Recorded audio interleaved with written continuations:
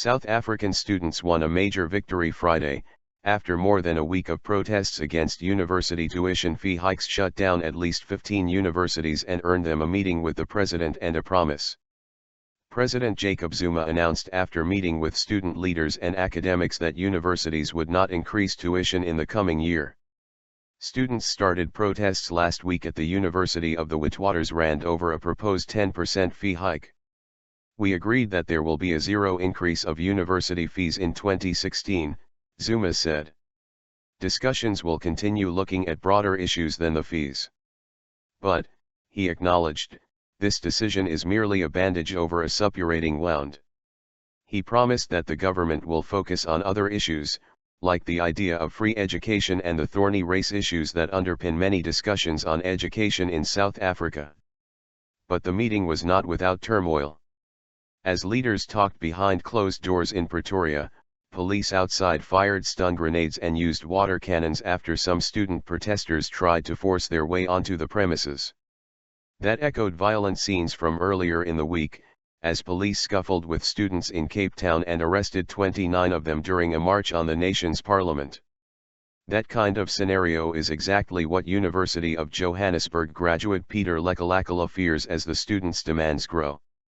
The engineering graduate says he supports the move for free education, but that all sides in this fight, the students, the government, and the universities, are dug into their positions. South Africa's government says it simply can't afford to support all students as much as they would like to. And universities say they are struggling to keep up with higher demand and rising costs without raising tuition. And student groups have said they will not halt protests until all their demands are met. "Obviously it's going to lead to that point where they're going to corner someone and someone is going to have to fight back," Lekalakala said.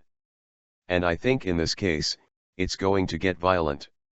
And unfortunately the students have numbers, but they don't have the firepower, whereas the police do. The movement is about much more than just university fees. It could signal a major political shift in a nation that has only been democratically ruled by one party, the ruling African National Congress." Today's college students belong to a generation known as born-free South Africans born after the end of apartheid in 1994. And many of them say they're fed up after hearing years of promises from the government that they would bring equality and opportunities for all. More than 2 decades after the end of apartheid, economic inequality still falls largely along racial lines. For example, according to the last census, the average white family out-earns the average black family by a factor of 6. The disparity is compounded further by the fact that the average black household is larger than the average white household. Students on the streets of Johannesburg were quick to point out that much more needs to be done, and that this is much more than a haves versus have-nots issue. University of Johannesburg student Katlego Ndolai says her family is middle class. Ndolai, whose first name means success, says she is struggling financially, too, because her family is deemed too wealthy for her to get the loans and scholarships she needs to fill the gap. "The government claims that my parents have enough money for me not be able to be granted a bursary," she said. "But then, still, they're also too poor for me to be able to afford university."